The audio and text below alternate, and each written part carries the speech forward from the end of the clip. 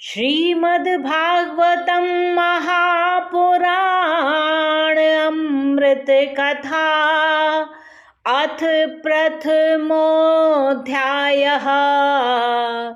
देवर्षि नारद की भक्ति से भेंट। सच्चिदानंद स्वरूप भगवान श्री कृष्ण को हम नमस्कार करते हैं, जो जगत की उत्पत्ति, स्थिति और विनाश हेतु तथा आध्यात्मिक, अधिदैविक और अधिभौतिक तीनों प्रकार के तापों का नाश करने वाले हैं। जिस समय श्री सुखदेव जी का यज्ञोपवीत संस्कार भी नहीं हुआ था तथा लौकिक वैदिक कर्मों के अनुष्ठान का अवसर भी नहीं आया था, तभी उन्हें अकेले ही संन्यास लेने के लिए घर से जाते देखकर उनके पिता व्यास जी विरह से कातर होकर पुकारने लगे, बेटा बेटा तुम कहाँ जा रहे हो। उस समय वृक्षों ने तन्मय होने के कारण श्री सुखदेव जी की ओर से उत्तर दिया था, ऐसे सर्वभूत हृदय स्वरूप श्री सुखदेव मुनि को मैं नमस्कार करता हूँ। एक बार भगवत कथा अमृत का रसास्वादन करने में कुशल मुनिवर शौनक जी ने नैमिषारण्य क्षेत्र में विराजमान महामति सूत जी को नमस्कार करके उनसे पूछा। शौनक जी बोले, सूत जी, आपका ज्ञान अज्ञान अंधकार को नष्ट करने के लिए करोड़ों सूर्यों के समान है। आप हमारे कानों के लिए रसायन अमृत स्वरूप सार गर्भित कथा को कहिए।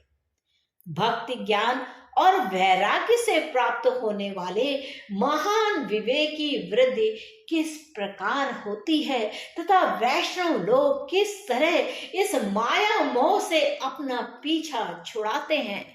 इस घोर कल काल में जीव प्रायः असुरी स्वभाव के हो गए हैं।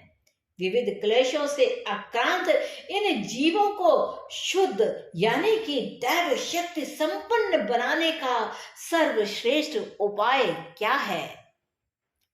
सूत जी, हमें कोई ऐसा शाश्वत साधन बताइए जो सबसे अधिक कल्याणकारी तथा पवित्र करने वालों में भी पवित्र हो तथा भगवान श्री कृष्ण की प्राप्ति करा दे।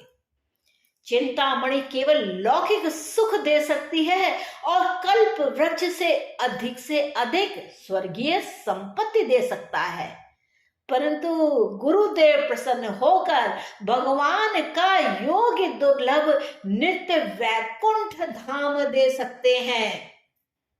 सूत जी ने कहा, शौनक जी, तुम्हारे हृदय में भगवान का प्रेम है, इसलिए मैं विचार कर तुम्हें संपूर्ण सिद्धांतों का निष्कर्ष सुनाता हूँ, जो जन्म मृत्यु के भय का नाश कर देता है, जो भक्ति के प्रवाह को बढ़ाता है और भगवान श्री कृष्ण की प्रसन्नता का प्रधान कारण है। मैं तुम्हें वह साधन बतलाता हूँ, उसे सावधान होकर सुनो। श्री सुखदेव जी ने कलयुग में जीवों के काल रूपी सर्प के मुख का ग्रास होने के त्रास का अत्यंतिक नाश करने के लिए श्रीमद् भागवत शास्त्र का प्रवचन किया। मन की शुद्धि के लिए इससे बढ़कर और कोई साधन नहीं है। जब मनुष्य के जन्म जन्मांतर का पुण्य उदय होता है, तभी उसे इस भगवत शास्त्र की प्राप्ति होती है। जब सुखदेव जी राजा परीक्षित यह कथा सुनाने के लिए सभा में विराजमान हुए, तब देवता लोग उनके पास अमृत कलश लेकर आए। देवता अपना काम बनाने में बड़े कुशल होते हैं, अतः यहाँ भी सबने सुखदेव मुनि को नमस्कार करके कहा, आप यह अमृत लेकर बदले में हमें कथा अमृत का दान दीजिए। इस प्रकार परस्पर विनिमय हो जाने पर राजा परीक्षित अमृत का पान करें और हम सब श्रीमद् भागवत स्वरूप अमृत का पान करेंगे। इस संसार में कहाँ कांच और कहाँ महामूल्य मणि तथा कहाँ सुधा और कहाँ कथा। श्री सुखदेव जी ने यह सोचकर उस समय देवताओं की हंसी उड़ा दी। उन्हें भक्ति शून्य कथा का अनधिकारी जानकर कथा अमृत का दान नहीं दिया। इस प्रकार यह श्रीमद् भगवत कथा देवताओं को भी दुर्लभ है। पूर्व काल में श्रीमद् भागवत कथा के श्रवण से ही राजा परीक्षित की मुक्ति देखकर ब्रह्मा जी को भी बड़ा आश्चर्य हुआ था। उन्होंने सत्य लोक में तराजू बांधकर सब साधनों को तौला। अन्य सभी साधन तौल में हल्के पड़ गए। अपने महत्व के कारण भागवत ही सबसे भारी रहा। यह देखकर सभी ऋषि को बड़ा ही विस्मय हुआ। उन्होंने कलयुग इस भगवत रूप भगवत शास्त्र को ही पढ़ने सुनने से तत्काल मोक्ष देने वाला निश्चय किया। सप्ताह विधि से श्रवण करने पर यह निश्चय भक्ति प्रदान करता है। पूर्व काल में इसे दया परायण सनकादि ने देवर्षि नारद को सुनाया था। यद्यपि देवर्षि ने पहले ब्रह्मा जी के मुख से इसे श्रवण किया था, तथापि सप्ताह श्रवण की विधि तो उन्हें सनकादि ने ही बताई थी। शौनक जी ने पूछा, सांसारिक प्रपंच से मुक्त एवं विचरणशील नारद जी का सनकादि के साथ संयोग कहाँ हुआ और विधि विधान के श्रवण में उनकी प्रीति कैसे हुई? सूत जी ने कहा, अब मैं वह भक्तिपूर्ण कथानक सुनाता हूं जो श्री सुखदेव जी ने मुझे अपना अन्य शिष्य मानकर एकांत में सुनाया था। एक दिन विशालपुरी में वे चारों निर्मल ऋषि सत्संग के लिए आए थे। वहां उन्होंने नारद जी को देखा। सनकादि ने पूछा, ब्राह्मण, आपका मुख उदास क्यों हो रहा है? आप चिंतातुर कैसे हैं? इतनी जल्दी जल्दी आप कहाँ जा रहे हैं और आपका आगमन कहाँ से हो रहा है? इस समय तो आप उस पुरुष के समान व्याकुल जान पड़ते हैं जिसका सारा धन लुट गया हो। आप जैसे असक्त रहित पुरुषों के लिए यह उचित नहीं। इसका कारण बताइए। नारद जी ने कहा, मैं सर्वोत्तम लोक समझकर पृथ्वी में आया था। यहाँ पुष्कर, प्रयाग, काशी, गोदावरी जो आज का नासिक है, हरिद्वार, कुरुक्षेत्र, श्रीरंग और सेतुबंध आदि कई तीर्थों में मैं इधर उधर विचरता रहा, किंतु मुझे कहीं भी मन का संतोष देने वाली शांति नहीं मिली। इस समय अधर्म के सहायक कल युग ने सारी पृथ्वी को पीड़ित कर रखा है। अब यहाँ सत्य, तप, शौच, बाहर भीतर की पवित्रता, दया, दान आदि कुछ भी नहीं है। बेचारे जीव केवल अपना पेट पालने में लगे हुए हैं। वे असत्यभाषी, आलसी, मंदबुद्धि, भाग्यहीन, उपद्रवग्रस्त हो गए हैं। जो साधु संत कहे जाते हैं वे पूरे पाखंडी हो गए हैं। देखने में तो वे विरक्त हैं, किंतु स्त्री धन आदि सभी का परिग्रह करते हैं। घरों में स्त्रियों का राज है। साले सलाहकार बने हुए हैं। लोभ से लोग कन्या विक्रय करते हैं और स्त्री पुरुषों में कलह मचा रहता है। महात्माओं के आश्रम में तीर्थ और नदियों पर यवनों यानी कि विधर्मियों का अधिकार हो गया है। उन दुष्टों ने बहुत से देवालय भी नष्ट कर दिए हैं। वह इस समय यहाँ ना कोई योगी है, ना सिद्ध है, ना ज्ञानी है, ना सत्कर्म करने वाला ही है। सारे साधन इस समय कलि रूप दवानल से जलकर भस्म हो गए हैं। इस कलयुग में सभी देशवासी बाजारों में अन्न बेचने में लगे हैं। ब्राह्मण लोग पैसा लेकर वेद पढ़ाते हैं और स्त्रियां वेश्यावृत्ति से निर्वाह करने लगी हैं। इस तरह कलयुग के दोष देखता और पृथ्वी पर विचरता हुआ मैं यमुना जी के तट पर पहुंचा, जहां भगवान श्री कृष्ण की अनेक लीलाएं हो चुकी हैं। मुनिवरों सुनिए, वहां मैंने एक बड़ा आश्चर्य देखा। वहां एक युवती स्त्री खिन्न मन से बैठी थी। उसके पास दो वृद्ध पुरुष अचेत अवस्था में पड़े जोर जोर से सांसें ले रहे थे। वह तरुणी उनकी सेवा करती हुई कभी उन्हें चेत कराने का प्रयास करती, कभी उनके आगे रोने लगती। वह अपने शरीर के रक्षक परमात्माओं को दशों दिशाओं में देख रही थी। उनके चारों ओर सैकड़ों स्त्रियां उसे पंखा झल रही थी और बार बार समझाती जाती। दूर से यह सब चरित्र देखकर मैं कुतूहलवश उनके पास चला गया। मुझे देखकर वह युवती खड़ी हो गई और बड़ी व्याकुल होकर कहने लगी। युवती ने कहा, अजी महात्मा जी, क्षण भर ठहर जाइए और मेरी चिंता को भी नष्ट कर दीजिए। आपका दर्शन तो संसार के सभी पापों को सर्वथा नष्ट कर देने वाला है। आपके वचन से मेरे दुख की भी बहुत कुछ शांति हो जाएगी। मनुष्य जब बड़ा भाग्य होता है तभी आपके दर्शन हुआ करते हैं। नारद जी कहते हैं, तब मैंने उस स्त्री से पूछा, देवी तुम कौन हो? ये दोनों पुरुष तुम्हारे क्या होते हैं? और तुम्हारे पास ये कमल नैनी देवियां कौन है? तुम हमें विस्तार से अपने दुख का कारण बताओ। युवती ने कहा, मेरा नाम भक्ति है। ये ज्ञान और वैराग्य नामक मेरे पुत्र हैं। समय के फेर से ये जर्जर हो गए हैं। ये देवियां गंगा जी आदि नदियां हैं। ये सब मेरी सेवा करने के लिए ही आई हैं। इस प्रकार साक्षात देवियों के द्वारा सेवित होने पर भी मुझे सुख शांति नहीं है। तपोधन, अब ध्यान देकर मेरा वृतांत सुनिए। यह मेरी कथा वैसे तो प्रसिद्ध है, फिर भी यह उसे सुनकर आप मुझे शांति प्रदान करेंगे। मैं द्रविड़ देश से उत्पन्न हुई, कर्नाटक में बड़ी, कहीं कहीं महाराष्ट्र में सम्मानित हुई, किंतु गुजरात में मुझको बुढ़ापे ने आ घेरा। वहां घोर कलयुग के प्रभाव से पाखंडियों ने मुझे अंग भंग कर दिया। चिरकाल तक यह अवस्था रहने के कारण मैं अपने पुत्रों के साथ दुर्बल और निस्तेज हो गई।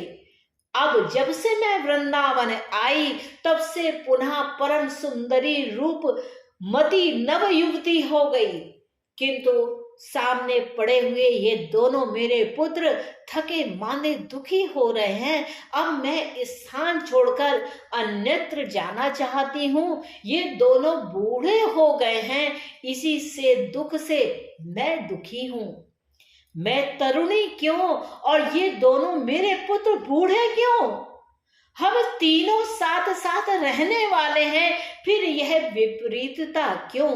होना तो यह चाहिए कि माता बूढ़ी और पुत्र तरुण हो। इसी से मैं आश्चर्यचकित चित्त से अपने इस अवस्था पर शोक करती हूँ। आप परम बुद्धिमान एवं योग निधि हैं, इसका क्या कारण हो सकता है, बताइए। नारद जी ने कहा, साध्वी, मैं अपने हृदय में ज्ञान दृष्टि से तुम्हारे संपूर्ण दुख का कारण हूं। तुम्हें विषाद नहीं करना चाहिए। श्री हरि ही तुम्हारा कल्याण करेंगे। सूत जी कहते हैं, मुनिवर, नारद जी एक क्षण में ही उसका कारण जानकर कहा। नारद जी ने कहा, देवी सावधान होकर सुनो, यह दारुण कलयुग है। इसी से इस समय सदाचार, योग मार्ग और तप आदि सभी लुप्त हो गए हैं। लोग शठता और दुष्कर्म लगकर अघासुर बन रहे हैं। संसार में जहां देखो वही सत्पुरुष दुख से म्लान है और दुष्ट सुखी हो रहे हैं। इस समय जिस बुद्धिमान पुरुष का धैर्य बना रहे हैं वह बड़ा ज्ञानी पंडित है। पृथ्वी क्रमशः प्रतिवर्ष शेष जी के लिए भार रूप होती जा रही है। अब यह छूने योग्य तो क्या, देखने योग्य भी नहीं रह गई है और ना इसमें कहीं मंगल ही दिखाई देता है। अब किसी को पुत्रों के साथ तुम्हारा दर्शन भी नहीं होता। विषय अनुराग के कारण अंधे बने हुए हैं और जीवों से उपेक्षित होकर तुम जर्जर हो रही हो। वृंदावन के संयोग से तुम फिर नवीन तरुणी हो गई हो, अतः यह वृंदावन धाम धन्य है, जहां भक्ति सर्वत्र नृत्य कर रही है। परंतु तुम्हारे इन दोनों पुत्रों का यहाँ कोई ग्राहक नहीं है, इसलिए इनका बुढ़ापा नहीं छूट रहा। यहाँ इनको कुछ आत्म सुख यानी कि भगवत स्पर्श जनित आनंद की प्राप्ति होने के कारण ये सोते से जान पड़ रहे हैं। भक्ति ने कहा, राजा परीक्षित ने इस पापी कलयुग को क्यों रहने दिया? इसके आते ही सब वस्तुओं का सार ना जाने कहाँ चला गया।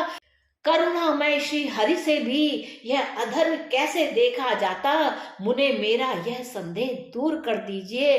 आपके वचनों से मुझे बड़ी ही शांति मिली है। नारद जी ने कहा, वे बोले, यदि तुमने पूछा है तो प्रेम से सुनो कल्याणी, मैं तुम्हें सब बताऊंगा और तुम्हारा दुख दूर हो जाएगा। जिस दिन भगवान श्री कृष्ण इस भूलोक को छोड़कर अपने परम धाम को पधारे, उसी दिन से यहाँ संपूर्ण साधनों में बाधा डालने वाला कलयुग आ गया। दिग्विजय के समय राजा परीक्षित की दृष्टि पड़ने पर कलयुग दीन के समान उनकी शरण में आया। भ्रमर के समान सारग्रही राजन ने यह निश्चित किया कि इसका वध मुझे नहीं करना चाहिए, क्योंकि जो फल तपस्या, योग एवं समाधि से नहीं मिलता, कलयुग में वही फल श्री हरि कीर्तन से ही भली भांति मिल जाता है। इस प्रकार सारहीन होने पर भी उसे इस एक ही दृष्टि से सार युक्त देखकर उन्होंने कलयुग में उत्पन्न होने वाले जीवों के सुख के लिए ही इसे रहने दिया था। इस समय लोगों के कुकर्म में प्रवृत्त होने के कारण सभी वस्तुओं का सार निकल गया और पृथ्वी के सारे पदार्थ बीजहीन भूसी के समान हो गए। ब्राह्मण केवल अन्न धन के लोभवश घर घर एवं जन जन को भागवत कथा सुनाने लगे हैं, इसलिए कथा का सार चला गया। तीर्थों में नाना प्रकार के अत्यंत घोर कर्म करने वाले नास्तिक और नारकी पुरुष भी रहने लगे हैं, इसलिए तीर्थों का भी प्रभाव जाता रहा। जिनका चित्त निरंतर काम, क्रोध, महान लोभ और तृष्णा से तपता रहता है, वे भी तपस्या का ढोंग करने लगे हैं, इसलिए तप का भी सार निकल गया है। मन पर काबू न होने के कारण तथा लोभ, दंभ और पाखंड का आश्रय लेने के कारण एवं शास्त्र के अभ्यास न करने से ध्यान योग का भी फल मिट गया है। पंडितों की यह दशा है कि वे अपनी स्त्रियों के साथ पशु की तरह रमण करते हैं और उनमें संतान पैदा करने की ही कुशलता पाई गई है। मुक्ति साधन में वे सर्वथा अकुशल हैं। संप्रदाय अनुसार प्राप्ति हुई वैष्णवता भी कहीं देखने में नहीं आती। इस प्रकार जगह जगह सभी वस्तुओं का सार लुप्त हो गया है। इस युग का स्वभाव ही है, इसमें किसी का दोष नहीं है। इसी से पुंडरीकाक्ष भगवान बहुत समीप रहते हुए भी यह सब कह रहे हैं।